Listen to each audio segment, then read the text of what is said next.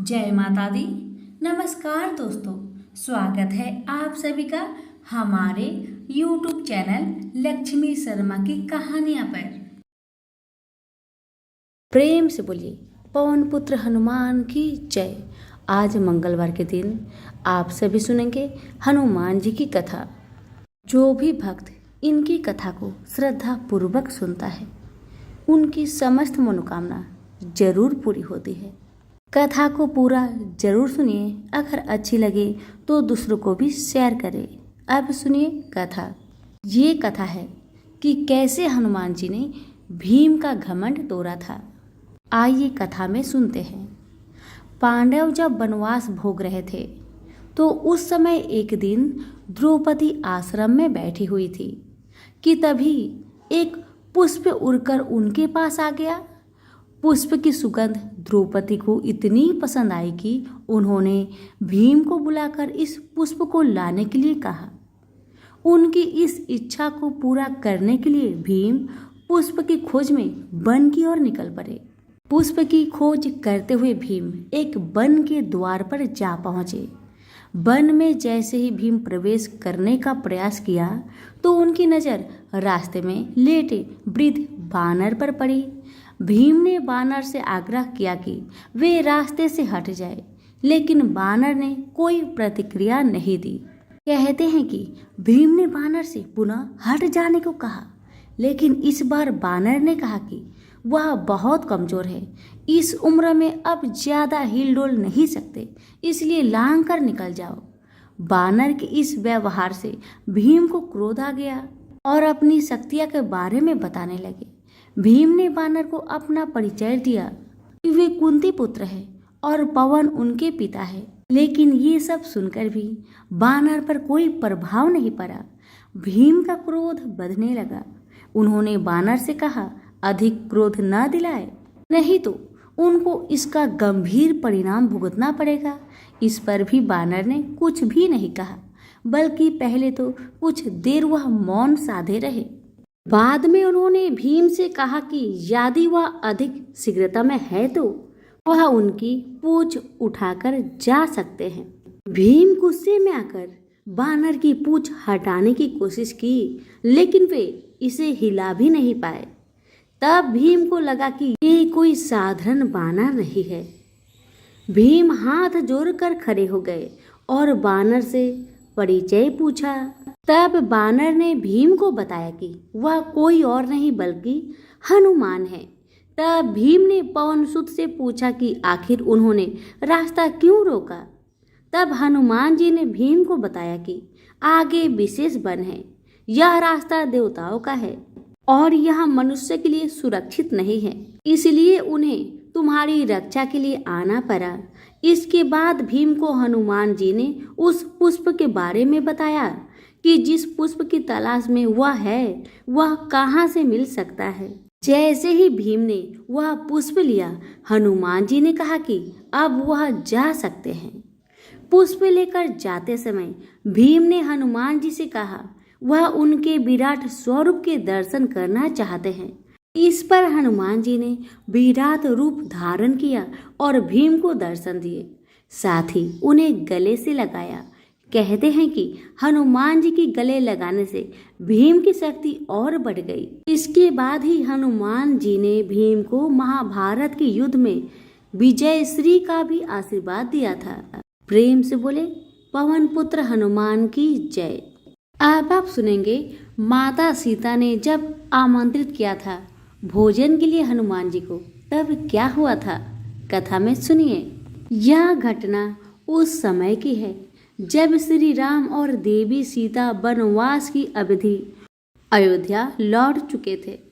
अन्य सब लोग तो श्री राम के राज्य अभिषेक के उपरांत अपने अपने राज्य को लौट गए, किंतु हनुमान जी ने श्री राम के चरण में रहने की ही अपने जीवन का लक्ष्य माना। एक दिन देवी सीता के मन में आया कि हनुमान ने लंका में आकर मुझे खोज निकाला और फिर युद्ध में भी श्री राम को अनुपम सहायता की। आप भी अपने घर से दूर रहकर हमारी सेवा करते हैं, तो मुझे भी उनके सम्मान में कुछ करना चाहिए। यह विचार कर उन्होंने हनुमान को अपनी रसोई से भोजन के लिए आमंत्रित कर डाला। माता सीता ने सोचा वह स्वयं भोजन बनाकर अपने पुत्र हनुमान को खिलाएगी, और यही सोचकर माता सुबह से रसोई में व्यस्त है। हर प्रकार से हनुमान जी की पसंद के भोजन पकाए जा रहे हैं। एक थाल में मोतीचूर के लड्डू सजे थे, तो दूसरे में जिलेबियाँ, पूरी और कचौड़ी और बूंदी भी पकाए जा रहे हैं। और आज तो किसी को भोजन की आज्ञा नहीं जब तक कि हनुमान खाना ले। प्रभु राम, लक्ष्मण, भरत और शत्रुघ्न सभी प्रतीक्षा में हैं कि कब हनुमान भोजन के लिए आए और कब हमारी भी पेट पूजा हो। दोपहर हुई और निमंत्रण के समय अन्यसार पवन पुत्र का आगमन हुआ। बड़े शौक से आकर माता की चरण वंदना की और अनुमति पाकर आसन पर विराजे। माँ परोसने लगी और पुत्र खाने लगा। लाओ माता लाओ, पूरी दो, कचौड़ी दो, लड्डू दो। हनुमान मांग मांग कर खा रहे हैं और माता रीझ कर खिला रही है। थाल के थाल सफाचट होते जा रहे हैं, पर हनुमान की तृप्ति नहीं हुई। माता ने जितना पकाया था सब समाप्त हुआ, किंतु अभी भी पेट कहाँ भरा। अब तो माता सीता पुनः भागी रसोई की ओर और पुनः चूल्हा जलाया और भोजन पकाना आरंभ किया। उधर हनुमान जी पुकार रहे हैं, माता बहुत स्वादिष्ट भोजन है और दीजिए, अभी पेट नहीं भरा। माता पकाती जा रही है, हनुमान खाते जा रहे हैं। इस तरह करते करते भंडार का सारा अन्न समाप्त हो गया। अब तो माता धर्म संकट में पड़ गई कि अब क्या करे। अब माता भागी गई श्री राम प्रभु से सहायता की मांग करने लगी और कहने लगी, प्रभु आप कुछ कीजिए और भंडार के प्रबंध कीजिए। ये हनुमान तो सब चट किए जा रहा है। श्री राम सुनकर हंस दिए और बोले, सीते तुमने मेरे भक्त को अब तक नहीं पहचाना। उसका पेट इन सब से नहीं भरने वाला, उसे तो कुछ और चाहिए। देवी ने पूछा, क्या? जो मेरे हनुमान लाला को तृप्ति देगी। राम जी बोले, चलो मेरे संग। राम जी माता सीता को मंदिर में ले गए। वहां पर तुलसी माँ विराजित थी। एक पत्ता हाथ में लिया, आंख बंद करके उसमें अपने स्नेह, अपने आशीष, अपनी कृपा का समावेश किया और देवी को पकड़ा दिया। जाओ देवी जाओ, अपने पुत्र को संतुष्ट करो। माता भी समझ चुकी अब तो अपने पुत्र की इच्छा को। सौम्य मुस्कान लिए लौटी रसोई की ओर, बोली, पुत्र हाथ बढ़ाओ और वो ग्रहण करो जिसकी इच्छा मन में लिए। तो मेरा पूरा भंडार निपटा गए। हनुमान जी ने हाथ बढ़ाया और आमंत्रित तुलसी दल ग्रहण किया। मुंह में रखते ही चित्त प्रसन्न और आत्मा तृप्त आसन से उठ खड़े हुए। बोले, माँ आनंद आ गए। आपने पहले ही दे दिया होता तो इतना परिश्रम ना करना होता आपको। हनुमान जी की बातें सुन माता हंस पड़ी और बोली, पुत्र तुम्हारी महिमा केवल तुम्हारे प्रभु जानते हैं। वो भगवान और तुम उनके भक्त। मैं माता तो बीच में यूं ही आ गई। हनुमान ने चरण में प्रणाम किया और बोले, माँ आप बीच में हो तो ही प्रसाद मिला है। हनुमान जी के ऐसे वचन सुनकर माता की आंखों में आंसू चमक आए और मुख से अपार आशीष अपने लल्ला के लिए। तो सभी प्रेम से बोले, सीताराम की जय, पवन पुत्र हनुमान की जय। इस व्रत की कथा का उल्लेख श्री पद्म पुराण में इस प्रकार है। प्राचीन काल में नंदक नामक एक विद्वान ब्राह्मण था। सुनंदा नाम की उसकी पत्नी को कोई संतान नहीं हुई, तो उस बूढ़े ब्राह्मण ने किसी दूसरे की सुंदर गुणवती कन्या को अपनी पुत्री के रूप में गोद ले लिया। ऐसा कहा जाता है कि कन्या के अष्टांग नित्य ही बहुत सा सोना दिया करते थे, जिसकी बदौलत वह ब्राह्मण धन धान्य हो गया। इससे उसमें भारी मद और अभिमान आ गया। वह राजा की तरह रहने लगा। कन्या जब विवाह योग्य हो गई तो नंदक ने उसका विवाह सोमेश्वर नाम के एक ब्राह्मण युवक के साथ कर दिया। इस तरह वह कन्या से नित्य प्रति मिलने वाले स्वर्ण से वंचित हो गया। जब ससुराल से शुभ दिन देखकर सोमेश्वर अपनी पत्नी को अपने घर ले जाने के लिए चला तो रास्ते में रात हो गई। वन में अकेला देखकर निर्दयी नंदक ने सोमेश्वर की हत्या कर दी। पति को मरा देख ब्राह्मण पुत्री बहुत दुखी हुई। उसने पति के साथ मरने का निश्चय कर लिया। वह मरने की तैयारी कर ही रही थी कि मंगल देव वहां उपस्थित हुए और उन्होंने उसे वर मांगने को कहा। ब्राह्मण पुत्री ने कहा, हे देव, यदि आप मुझ पर प्रसन्न है तो मेरे पति को जीवित कर दे। यह सुन मंगल देव ने उसके पति को परम विद्वान बनाकर जीवित कर दिया और भी वर मांगने को कहा तो ब्राह्मण पुत्री ने कहा, हे ग्रहों के स्वामी, जो लाल चंदन द्वारा लाल फूलों से मंगलवार के दिन प्रातःकाल के समय आपका पूजन कर स्मरण करे, उन्हें बंधन, रोग और व्याधि कभी भी पैदा न हो। उन्हें व उनके परिजनों को सर्प, अग्नि और बैरियों से भय न हो। उनका कभी स्वजनों से वियोग न हो तथा आप अपने भक्तों के लिए सुख देने वाले हो, यही वर मुझे दीजिए। मंगल देव बोले, जो मेरा भक्त जितेंद्रिय होकर एक बार भोजन करके 4 दीपक युक्त मंडल पर अर्धों के साथ वेदों और पुराणों के मंगल मंत्रों सहित 21 मंगलवार का व्रत करे, साथ में लाल रंग का युवा बैल सोने सहित यथाशक्ति दान करे और ब्राह्मणों को भोजन कराए तो उसे कभी मंगल की ग्रह पीड़ा नहीं होगी। उसे भूत, प्रेत, बेताल और शाकिनी कभी नहीं मार सकेंगे। उनकी दरिद्रता नष्ट होगी और उनके परिवार में यश और कीर्ति की वृद्धि होगी। उनका वंश बढ़ेगा। यह कहकर मंगल देव अंतर ध्यान हो गए। तभी से मंगलवार व्रत की परिपाटी चालू हुई। सभी प्रेम से बोले, पवन पुत्र हनुमान की जय। एक दूसरी कथा के अनुसार एक वृद्धा प्रति मंगलवार को व्रत रखती थी। उसका एक पुत्र भी था जिनका नाम मंगलिया था। मंगल को बुढ़िया न तो गोबर लिपती थी न मिट्टी खोदती थी। एक दिन उसकी परीक्षा लेने मंगल देव ब्राह्मण के रूप में वहां आए और वृद्धा से बोले, मुझे भूख लगी है, भोजन में मैं स्वयं बना लूंगा, तुम सिर्फ जमीन को गोबर से लिप दो। इस पर बुढ़िया ने कहा, आज मंगलवार है, मैं इस दिन जमीन नहीं लिपती। हाँ, पानी छिड़क कर चौका लगा देती हूँ, आप उसी जगह रसोई बनाए।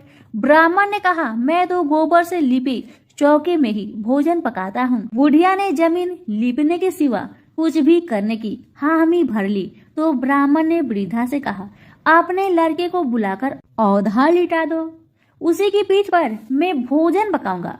काफी सोचने पर वृद्धा ने पुत्र को बुलाकर औधा लिटा दिया तथा उस ब्राह्मण की आज्ञा से अंगीठी जला दी। ब्राह्मण ने अंगीठी में आग जला भोजन बनाने के बाद वृद्धा से बोला, अपने पुत्र को बुला, वह भी प्रसाद ले लेगा। बुढ़िया ने दुखी मन से कहा, ब्राह्मण देवता क्यों हंसी कर रहे हो, उसी पर आग जलाकर तो आपने भोजन बनाया, वह तो मर चुका होगा। ब्राह्मण ने बुढ़िया को समझाया तथा बुलाने का आग्रह किया। आवाज लगाते ही पुत्र दौड़ता आया। ब्राह्मण बोला, माई, तेरा व्रत सफल हुआ, दया के साथ तुम्हारे हृदय में निष्ठा व विश्वास भी है, अतः तेरा सदा कल्याण ही होगा। सभी प्रेम से बोले, पवन पुत्र हनुमान की जय, मंगल देव की जय। यह कथा है हनुमान जी की माँ से ऐसी कौन सी भूल हो गई जिस कारण वह अप्सरा से बन गई बनेरी। आइए सुनते हैं। एक बार देवराज इंद्र की सभा स्वर्ग में लगी हुई थी। इसमें दुर्वासा ऋषि भी भाग ले रहे थे।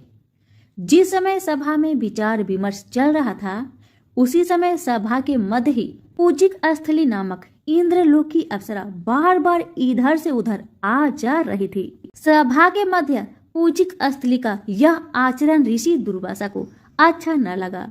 दुर्वासा ऋषि अपने क्रोध के लिए प्रसिद्ध है। उन्होंने पूजिक स्थली को कई बार टोक कर ऐसे करने से मना किया, लेकिन वह अनसुना कर वैसा ही करती रही। तो दुर्वासा ऋषि ने कहा, तुझे देव सभा की मर्यादा का ज्ञान नहीं। तू कैसी देव अप्सरा है जो बनरियों की तरह बार बार आ जाकर सभा में विघ्न डाल रही है।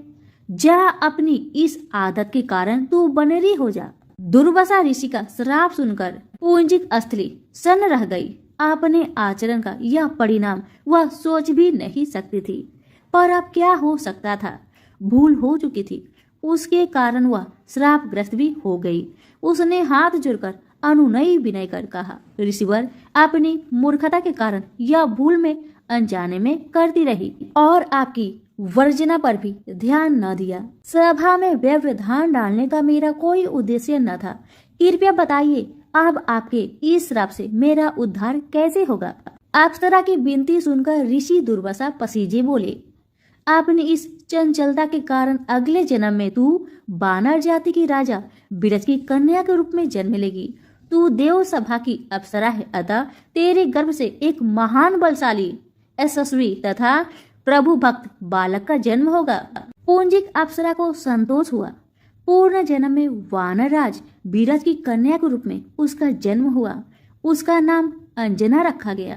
विवाह योग होने पर इसका विवाह वानर राज केसरी से हुआ। अंजना केसरी के साथ सुखपूर्वक प्रभास तीर्थ में रहने लगी। इस क्षेत्र में बहुत शांति थी तथा बहुत से ऋषि आश्रम बनाकर यज्ञ आदि करते थे। एक बार ऐसा हुआ कि वन में विचरने वाला शंखवल नामक जंगली हाथी पर मत हो उठा तथा वन में उत्पात मचाने लगा।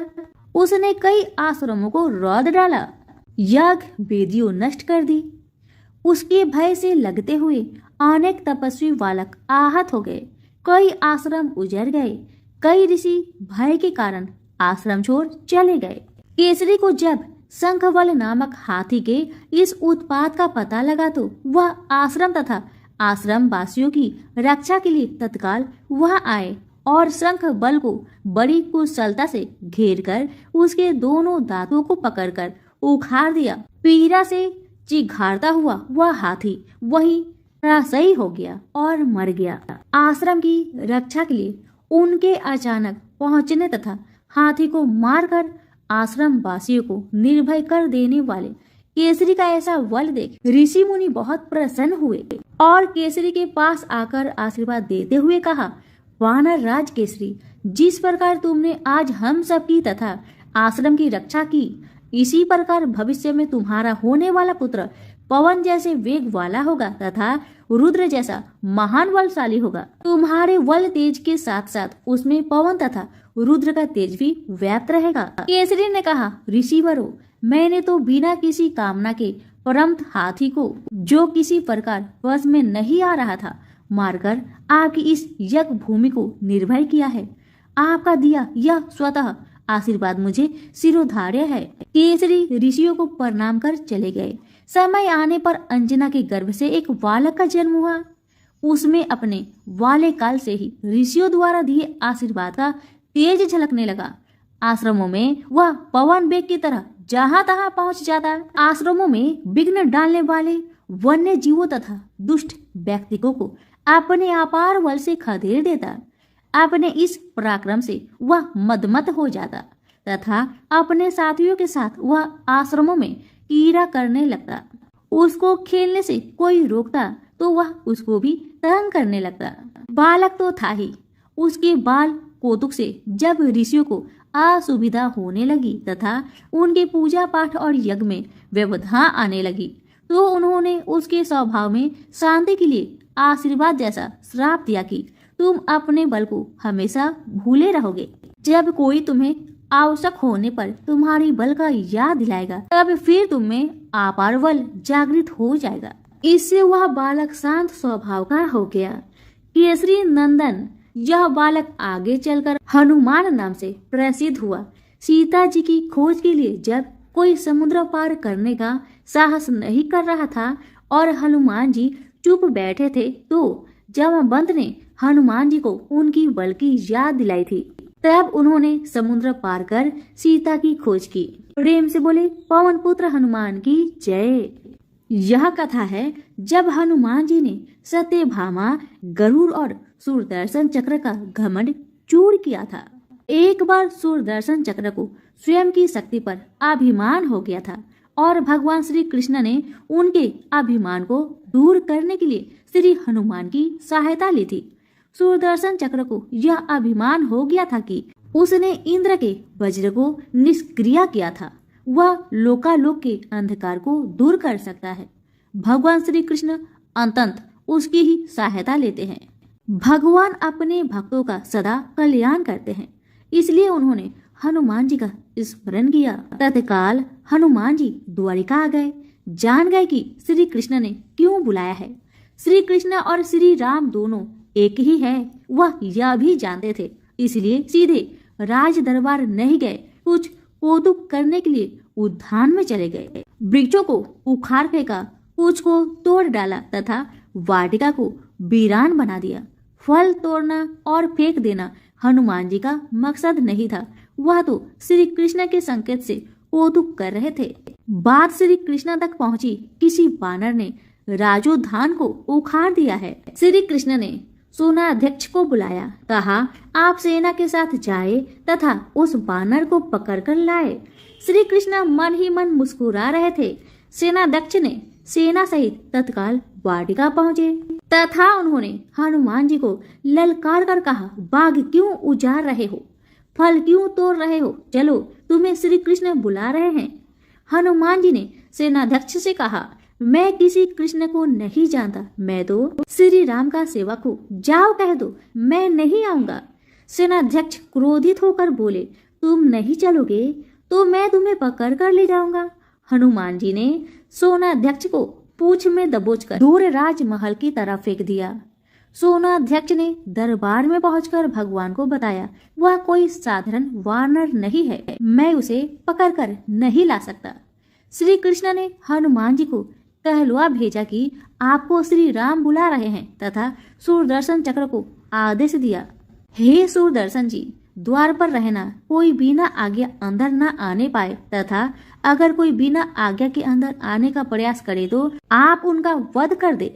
श्री कृष्ण समझते थे कि श्री राम का संदेश सुनकर तो हनुमान जी एक पल भी रुक नहीं सकते। दरबार के द्वार पर सुदर्शन ने उन्हें रोककर कहा, बिना आज्ञा अंदर जाने की मनाही है। जब श्री राम बुला रहे हो तो हनुमान जी विलंब सहन नहीं कर सकते।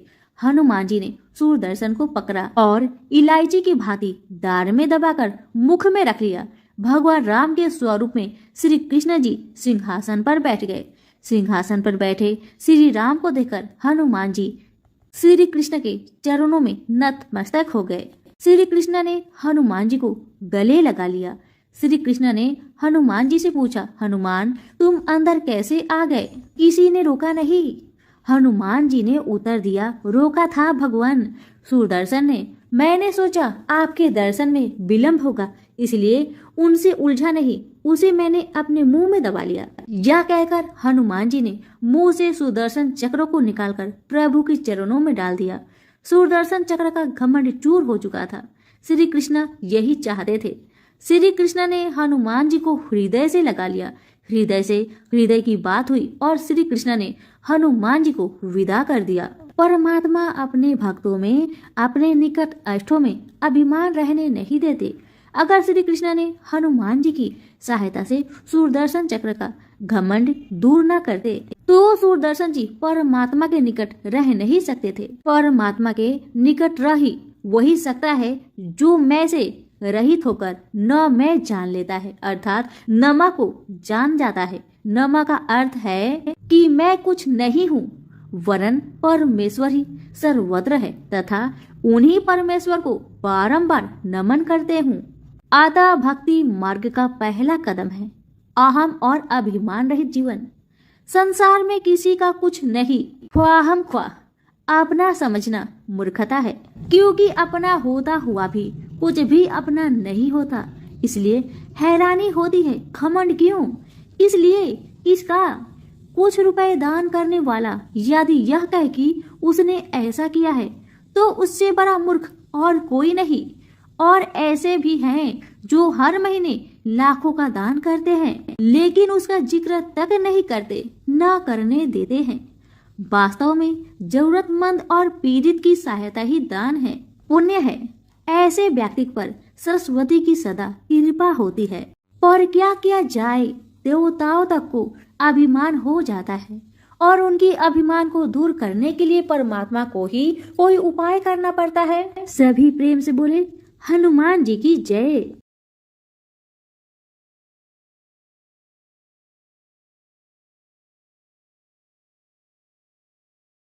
श्री कृष्ण ने अपनी पत्नी सत्यभामा को स्वर्ग से परिजात लाकर दिया था। वह इसलिए अपने आप को श्री कृष्ण की अत्यंत प्रिय और अति सुंदरी मानने लगी थी। सुदर्शन चक्र को यह अभिमान हो गया था कि उसने इंद्र के वज्र को निष्क्रिय किया था।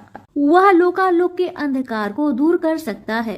हनुमान जी के पुत्र मकर ध्वज की कथा। पवन पुत्र हनुमान बाल ब्रह्मचारी थे, लेकिन मकर ध्वज को उनका पुत्र कहा जाता है। यह कथा उसी मकर ध्वज की है। वाल्मीकि रामायण के अनुसार लंका जलाते समय आग की तपिश के कारण हनुमान जी को बहुत पसीना आ रहा था। इसलिए लंका दहन के बाद जब उन्होंने अपनी पूंछ में लगी आग को बुझाने के लिए समुद्र में छलांग लगाई तो उनके शरीर से पसीने की एक बड़ी सी बूंद समुद्र में गिर पड़ी। उस समय एक बड़ी मछली ने भोजन समझ उस बूंद को निगल ली। उसके उदर में जाकर वह बूंद एक शरीर में बदल गई। एक दिन पाताल के असुरराज अहिरावण के सेवकों ने उस मछली को पकड़ लिया। जब वे उसका पेट चीर रहे थे तो उसमें से वानर की आकृति का एक मनुष्य निकला। वे उसे अहिरावण के पास ले गए। अहिरावण ने उसे पातालपुरी की रक्षक नियुक्त कर दिया। यही वानर हनुमान पुत्र मकर ध्वज के नाम से प्रसिद्ध हुआ। जब राम रावण युद्ध हो रहा था तब रावण की आज्ञा अनुसार अहिरावण राम लक्ष्मण का अपहरण कर उन्हें पातालपुरी ले गया। उनके अपहरण से वानर सेना भयभीत हुआ, शोकाकुल हो गई। लेकिन विभीषण ने यह भेद हनुमान के समक्ष प्रकट कर दिया। तब राम लक्ष्मण की सहायता के लिए हनुमान जी पातालपुरी पहुँचे। जब उन्होंने पाताल के द्वार पर एक वानर को देखा तो वे आश्चर्यचकित हो गए। उन्होंने मकर ध्वज से उसका परिचय पूछा। मकर ध्वज ने अपना परिचय देते हुए बोला, मैं हनुमान पुत्र मकर ध्वज हूँ और पातालपुरी का द्वारपाल हूँ। मकर ध्वज की बात सुनकर हनुमान जी क्रोधित होकर बोले, या तुम क्या कह रहे हो दुष्ट? मैं बाल ब्रह्मचारी हूँ, फिर भला तुम मेरे पुत्र कैसे हो सकते हो? हनुमान का परिचय पाते ही मकर ध्वज उनके चरणों में गिर गया और उन्हें प्रणाम कर अपनी उत्पत्ति की कथा सुनाई। हनुमान जी ने भी मान लिया कि वह उनका ही पुत्र है, लेकिन यह कहकर कि वे अभी अपने श्री राम और लक्ष्मण को लेने आए हैं। जैसे ही द्वार की ओर बढ़े वैसे ही मकर ध्वज उनका मार्ग रोकते हुए बोला, पिताश्री, यह सत्य है कि मैं आपका पुत्र हूँ, लेकिन अभी भी मैं अपने स्वामी की सेवा में हूँ, इसलिए आप अंदर नहीं जा सकते। हनुमान ने मकर ध्वज को अनेक प्रकार से समझाने का प्रयास किया, किंतु वह द्वार से नहीं हटा। तब दोनों में घोर युद्ध शुरू हो गया। देखते ही देखते हनुमान जी उसे अपनी पूंछ में बांधकर पाताल में प्रवेश कर गए। हनुमान सीधे देवी मंदिर में पहुंचे, जहां अहिरावण राम लक्ष्मण की बलि देने वाला था। हनुमान जी को देखकर चामुंडा देवी पाताल लोक से प्रस्थान कर गई। तब हनुमान जी देवी रूप धारण करके वहां स्थापित हो गए। कुछ देर बाद अहिरावण वहां आया और पूजा अर्चना करके जैसे ही उसने राम लक्ष्मण की बलि देने के लिए तलवार उठाई, वैसे ही भयंकर गर्जन करते हुए हनुमान जी प्रकट हो गए और उसी तलवार से अहिरावण का वध कर दिया। उन्होंने राम लक्ष्मण को बंधन मुक्त किया। तब श्री राम ने पूछा, हनुमान, तुम्हारी पूंछ में यह कौन बंधा है? बिल्कुल तुम्हारे समान ही लग रहा है, इसे खोल दो। हनुमान ने मकर ध्वज का परिचय देकर उसे बंधन मुक्त कर दिया। मकर ध्वज ने श्री राम के समक्ष सिर झुका लिया। तब श्री राम ने मकर ध्वज का राज्य अभिषेक कर उसे पाताल का राजा घोषित कर दिया और कहा कि भविष्य में वह अपने पिता के समान दूसरों की सेवा करे।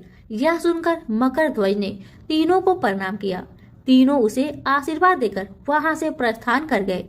इस प्रकार मकर ध्वज हनुमान पुत्र कहलाए। सभी प्रेम से बोले, पवन पुत्र हनुमान की जय।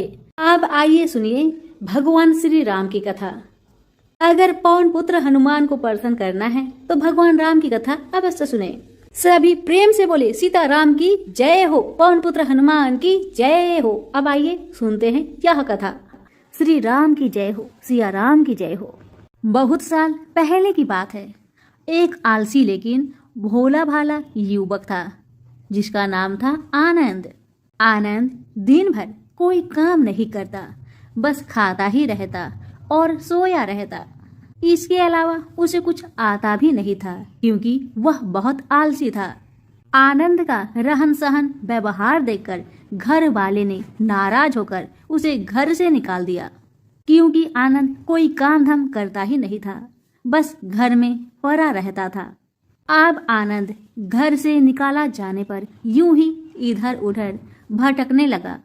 भटकते भटकते उसे एक आश्रम मिला। वह आश्रम में गया। वहां उसने देखा कि एक गुरुजी बैठे थे और उनके शिष्य कोई काम नहीं करते, बस मंदिर की पूजा करते थे। आनंद ने सोचा, वाह, ये काम तो मेरे लिए बहुत बढ़िया रहेगा। इसमें तो कोई काम धाम करना ही नहीं पड़ता है, बस पूजा ही तो करना है। आनंद बड़े प्रेम से गुरुजी के पास आकर पूछा, क्या मैं यहाँ रह सकता हूँ गुरुजी? आनंद की बात सुनकर गुरुजी बोले, हाँ हाँ, क्यों नहीं रह सकते। गुरुजी का बात सुनकर आनंद ने कहा, गुरुजी, मैं कोई काम नहीं कर सकता, फिर भी आप मुझे अपने पास रखेंगे? आनंद की बात सुनकर गुरुजी मुस्कुराकर कहने लगे, बेटा आनंद, तुम्हें कोई काम नहीं करना है, बस पूजा करना होगा। आनंद ने कहा, ठीक है गुरुजी, वो तो मैं कर लूंगा। अब आनंद गुरुजी का आश्रम में मजा से रहने लगा। ना कोई काम ना कोई धाम, बस सारा दिन खाते रहो और प्रभु की भक्ति में भजन गाते रहो। आनंद को गुरुजी के आश्रम में रहते हुए महीना भर हो गया। फिर एक दिन आई एकादशी। आनंद रसोई में जाकर देखा, खाने की कोई तैयारी नहीं। उसने गुरुजी से पूछा, आज खाना क्यों नहीं बनेगा गुरुजी? गुरुजी ने कहा, नहीं, आज तो एकादशी है, तुम्हारा भी उपवास है। गुरुजी की बातें सुन आनंद ने कहा, नहीं, अगर मैंने उपवास कर लिया तो कल का दिन मैं नहीं देख पाऊंगा। मैं तो उपवास नहीं कर सकता, मुझे बहुत भूख लगती है। आपने मुझे पहले क्यों नहीं बताया गुरुजी? आनंद की बात सुन गुरुजी ने कहा, ठीक है, तुम उपवास ना करो, पर खाना आज तुम्हारे लिए कोई नहीं बनाएगा, तुम्हें खुद बनाना होगा। बेचारा आनंद मरता क्या न करता। गया रसोई में। गुरुजी फिर आए, देखो, अगर तुम खाना बना लो तो राम जी को भोग जरूर लगा लेना और नदी के उस पार जाकर ही रसोई बनाना। आनंद ने कहा, ठीक है गुरुजी। लकड़ी, आटा, तेल, घी, सब्जी लेकर आनंद वहां से चले गए और जैसा तैसा खाना भी बनाया।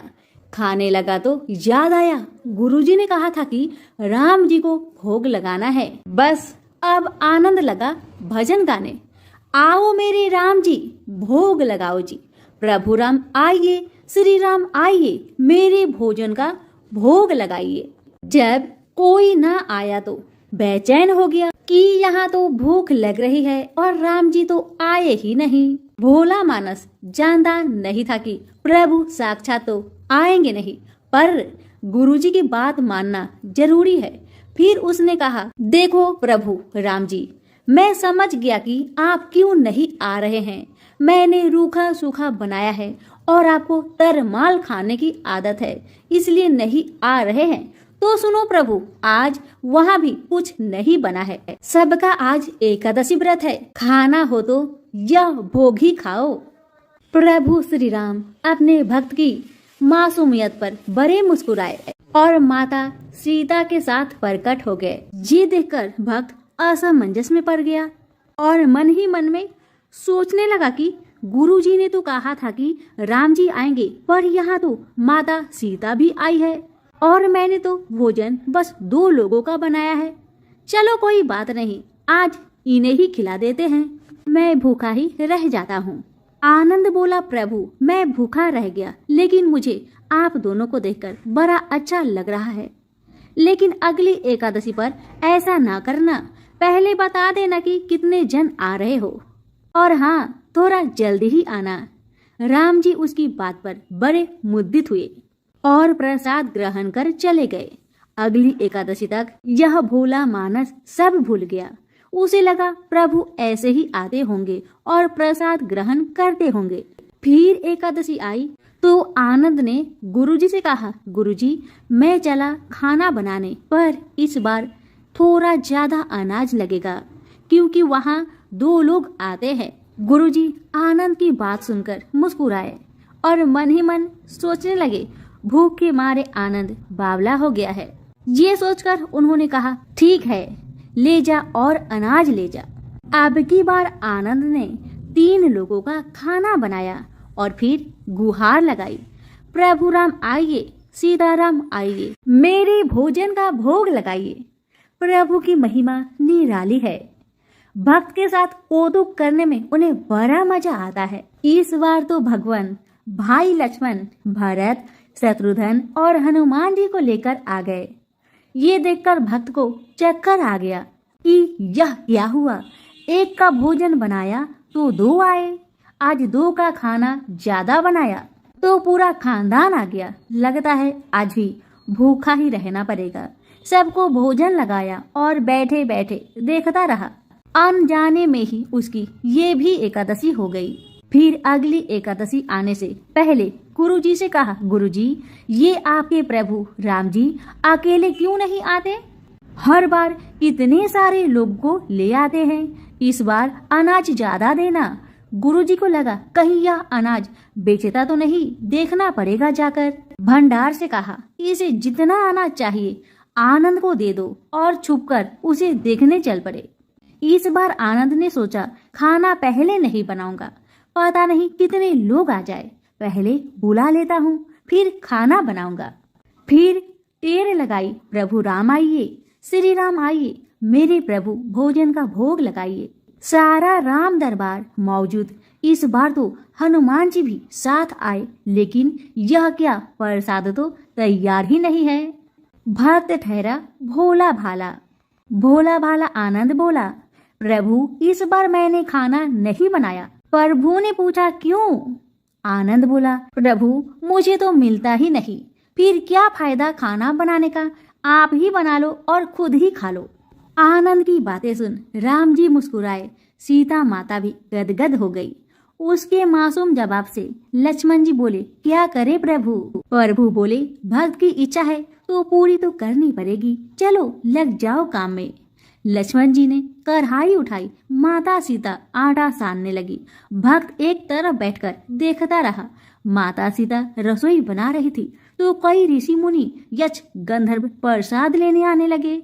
इस पर गुरुजी ने देखा खाना तो बना नहीं, भक्त एक कोने में बैठा है, तो पूछा, बेटा क्या बात है, खाना क्यों नहीं बनाया? आनंद बोला, अच्छा किया गुरुजी आप आ गए, देखिए कितने लोग आते हैं प्रभु के साथ।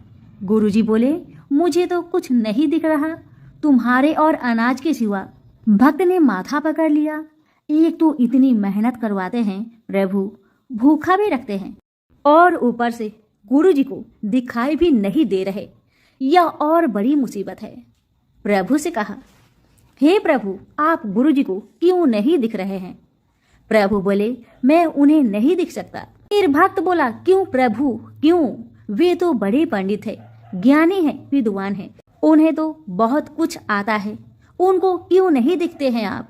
प्रभु बोले, माना कि उनको सब कुछ आता है पर वे सरल नहीं है तुम्हारी तरह, इसलिए उनको नहीं दिख सकता। आनंद ने गुरुजी से कहा, गुरुजी प्रभु कह रहे हैं आप सरल नहीं हैं, इसलिए आपको नहीं दिखेंगे। गुरुजी रोने लगे और कहने लगे, वाकई में मैंने सब कुछ पाया पर सरलता नहीं पा सका तुम्हारी तरह, और प्रभु तो मन की सरलता से ही मिलते हैं। प्रभु प्रकट हो गए और गुरुजी को भी दर्शन दिए। इस तरह एक भक्त के कहने पर प्रभु ने रसोई भी बनाई। प्रेम से बोलिए सिया रामचंद्र की जय, पवन पुत्र हनुमान की जय।